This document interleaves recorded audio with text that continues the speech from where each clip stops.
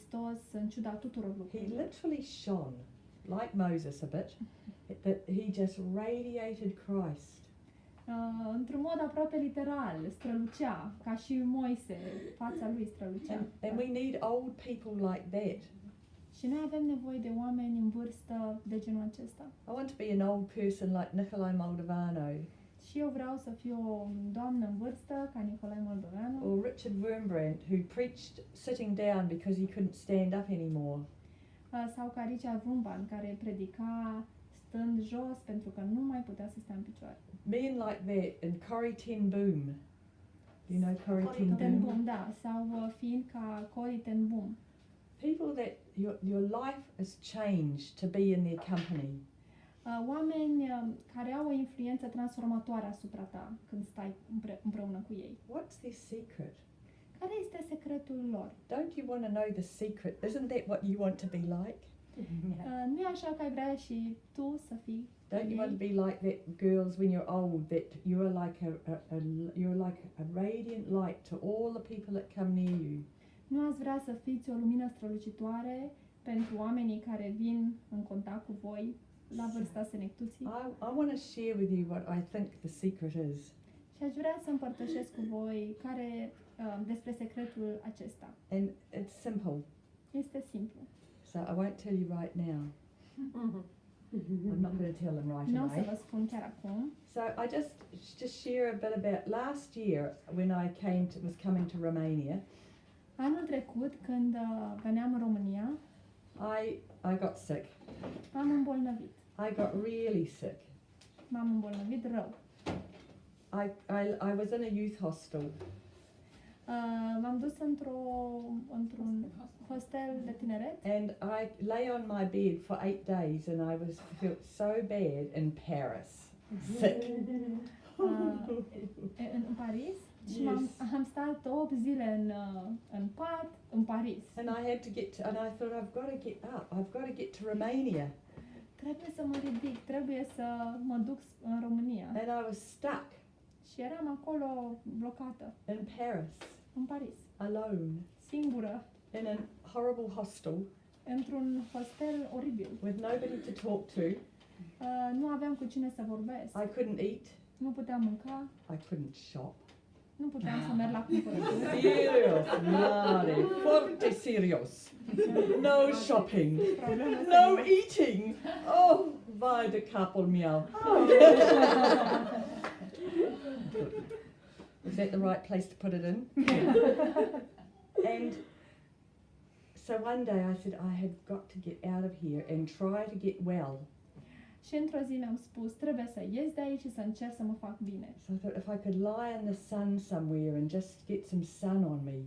Dacă aș putea să stau un pic la soare și să stau un pic în razele soarelor. I felt really horrible walking. I felt like I was going to faint all the time. Mi-era foarte greu să merg, simțeam că eram pe punctul de a leșina. But I knew where there was this beautiful, it's a palace, Luxembourg Palace. Dar știam că era pe acolo un palat foarte frumos, Luxemburg. And there was a lovely park there. Și era o alee foarte frumoasă, minunată. And there was one part that said, you may lie on the grass. Și pe o alee scria, puteți să vă așezați jos, să vă întindeți la soare pe Usually iarbă. it's keep off the grass. De obicei scrie, nu călcați pe I iarbă. said, lie on the grass. Și acolo puteți să stați pe iarbă. I'm obedient. I will lie on the grass. Și eu să ascult.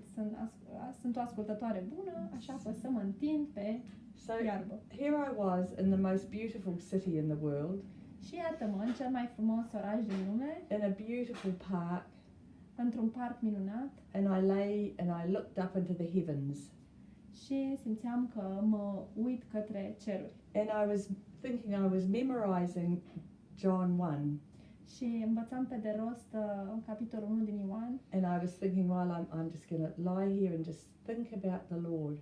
și o să stau aici întinsă și o să mă gândesc doar la Domnul. And I came to the part in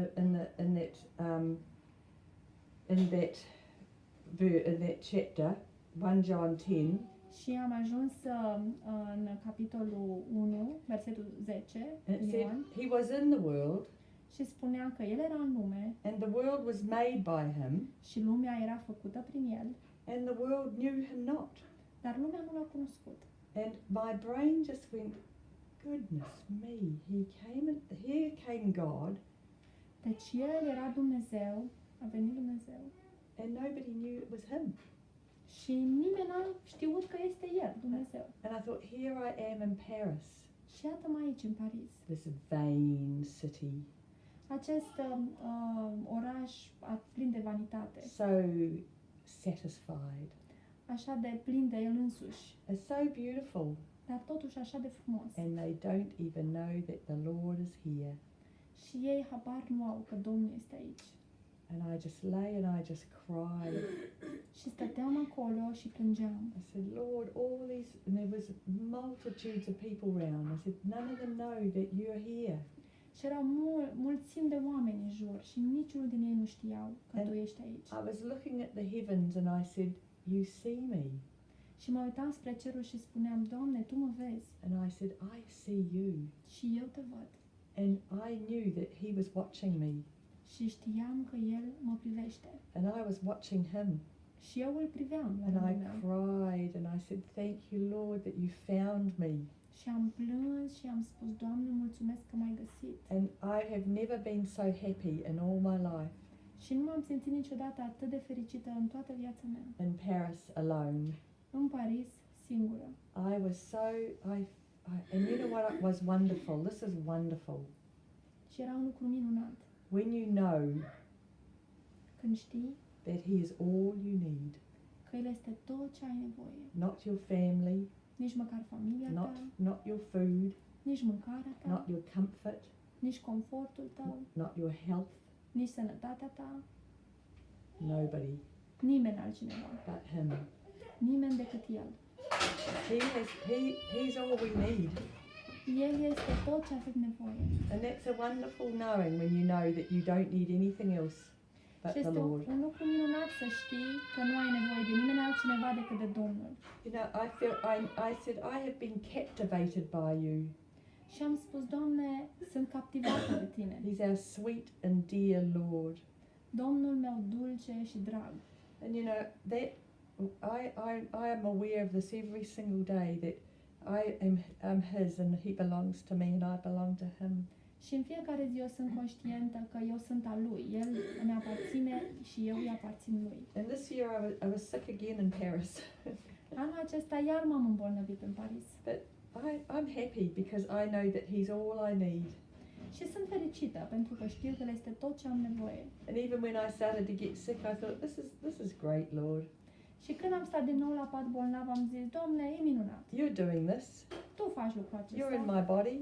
Tu ești în I corpul belong to meu. you. Eu îți You aparțin. can do whatever you like. Și poți să faci tot ce vrei tu. It's so peaceful and simple. Este așa de simplu și aduce pace.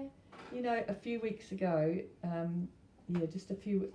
about 5 weeks ago, Acum vreo 5 săptămâni, my husband he had a blood test. He had a test on his blood. deci a făcut niște analize la sânge, soțul meu, And the test came back that he had a possibility he had cancer. și una dintre posibilități era cancerul. So he went straight to the hospital Și el s-a dus direct la spital and they did a biopsy. și a făcut o biopsie And so we went to see the doctor about 3 days later or a week și later. ne-am dus îl vedem la doctor să vedem ce s-a întâmplat cu biopsia. We're just happy and we feel good. Eram fericiți, ne simțeam bine. And we're sitting there. Și stăteam acolo Lovely doctor came in. și doctorul a venit, a intrat. And you know what struck us about that doctor? Și știți ce ne-a uimit la acel doctor? We said, he must be a Christian. Și ne-am spus, probabil că e creștin. Isn't it wonderful when you recognize other Christians? Nu este minunat când voi recunoașteți alți creștini? And we found out we were right. He is a Christian. Și am aflat că aveam dreptate. And we were Era sitting creștin. there. It was lovely day, just sitting there in the doctor's room. Și era o zi minunată, stăteam acolo în cabinetul doctorului I was saying, you'll be all right, lovey. It'll be nothing.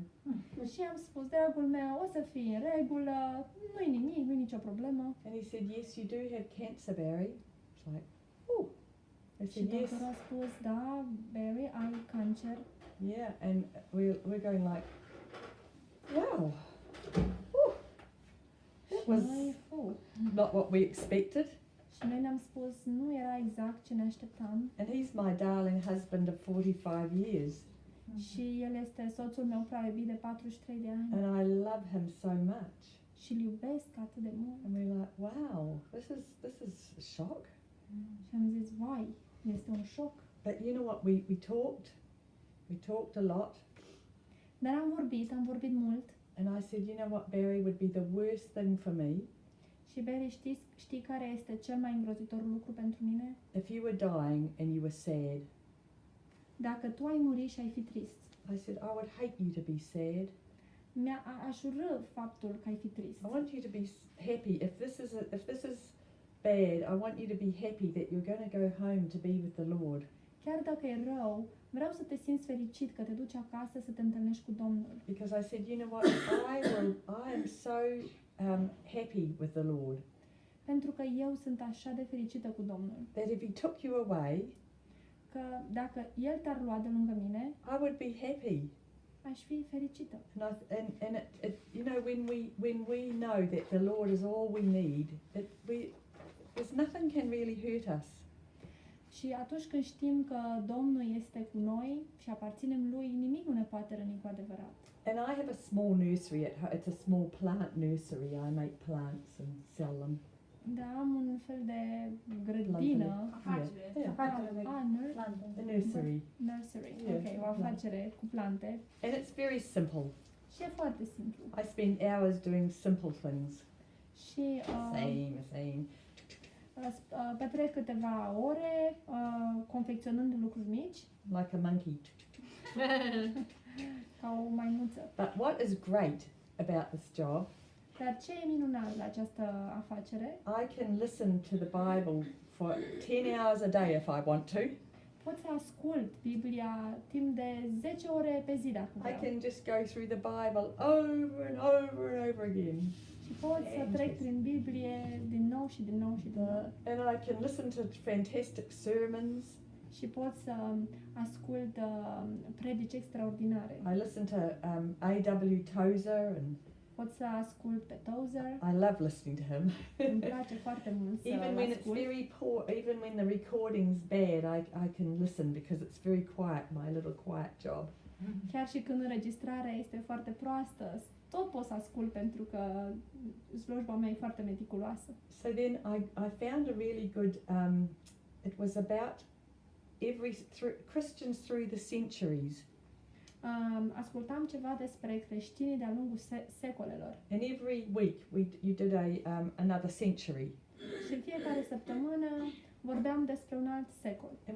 And this guy, he was great. He did Christian after Christian, right back from Christ, right up to today. Și acest vorbitor era minunat. Vorbea despre fiecare creștin, unul după altul, chiar de la Hristos. And just hearing about these people's lives made me really think. Și ascultând despre viețile acestor oameni m-a făcut să mă gândesc. It made me look back on my life.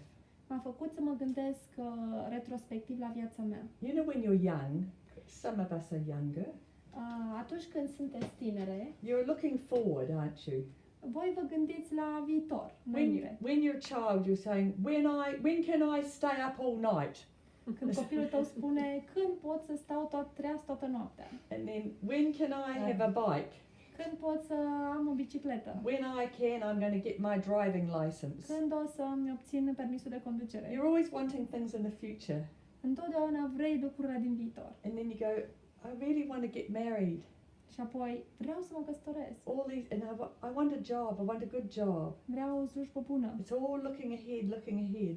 Și tot te uiți înainte și înainte. And a lot of you now, you're in the middle. Acum, unele dintre voi sunteți chiar la mijloc. You have the